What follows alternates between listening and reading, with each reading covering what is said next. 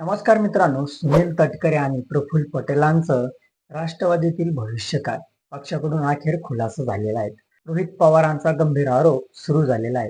काय आहे ही बातमी आपण सविस्तर आणि थोडक्यात या चॅनलच्या माध्यमातून बघणार आहोत. चला तर मग मी सचिन नाईक आणि तुम्ही बघत आहात आपली राजनीती चॅनल. अजित पवार यांच्या निधनानंतर राष्ट्रवादी काँग्रेसमध्ये सुरू असलेल्या अंतर्गत राजकारणाला काहीसा विराम मिळण्याची चिन्ह आहेत. प्रफुल्ल पटेल आणि सुनील तटकरे हे अजूनही पदाधिकारी असून त्यांना पदच्युत केलेले नसल्याचं शनिवारी पक्षातर्फे स्पष्ट करण्यात आलेलं आहे. लवकरच केंद्रीय निवडणूक आयोगाला सुधारित पत्र देणार असून त्यानंतर हे गैरसमज निघतील असं पक्षाकडून सांगण्यात आलं आहे.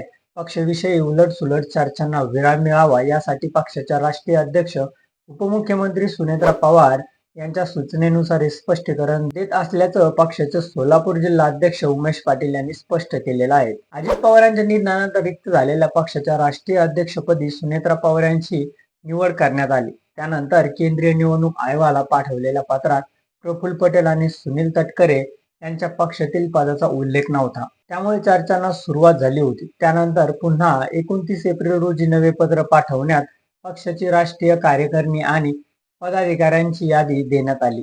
यातही पटेल आणि तटकरे यांचा पदांचा उल्लेख नव्हता. त्यावरून या दोघांनाही पदावरून हटवले की काय अशा चर्चा सुरू झाली होती. सुनेत्रा पवार यांनी तातडीने स्पष्टीकरण देत ही कारकुरीची चूक असल्याचं सांगितलं होतं. तरीही पटेल आणि तटकरे यांच्या भविष्याबाबत प्रश्नचिन्ह होते. याबाबत आता पक्षाकडून स्पष्टीकरण देण्यात आलेलं आहे. तेच आपण बघणार आहोत. त्या अगोदर नवीन असेल तर सबस्क्राईब नक्की करा. राष्ट्रवादी काँग्रेसबाबत सर्वोच्च न्यायालयात सुरू असलेल्या खटल्याच्या अनुषंगाने अजित पवार यांच्या निधनानंतर तात्काळ काही कागदपत्रे देण्याच्या वकिलाच्या सूचना होत्या.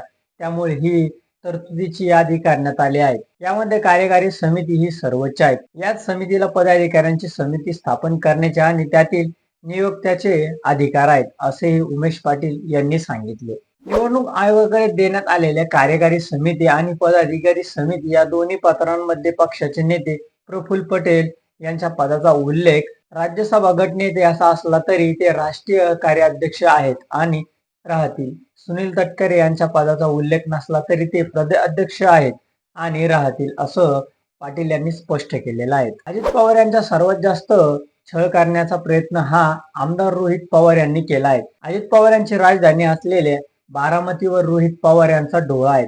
अजितदादांच्या विमान अपघाताच्या चौकशीसाठी रोहित पवार हे ढोल वाजवत आहेत. अजित पवार यांचा वारसा खेचण्याचा प्रयत्न करत आहेत. अजितदादांच्या पक्षाची चिंता रोहित पवार यांनी करू नये. तुमच्या पक्षातील सर्व आमदार आणि खासदार आमच्या पक्षात येण्यास तयार आहेत, पण आम्ही आतापर्यंत हा निर्णय घेतलेला नाही, असं उमेश पाटील यांनी यावेळेस म्हटलेलं आहे. तर तुम्हाला काय वाटतं हे आमच्या चॅनलच्या कमेंट बॉक्स मध्ये नक्की कळवा आणि व्हिडिओ आवडला असेल तर चॅनलला लाईक आणि सबस्क्राईब करा. धन्यवाद.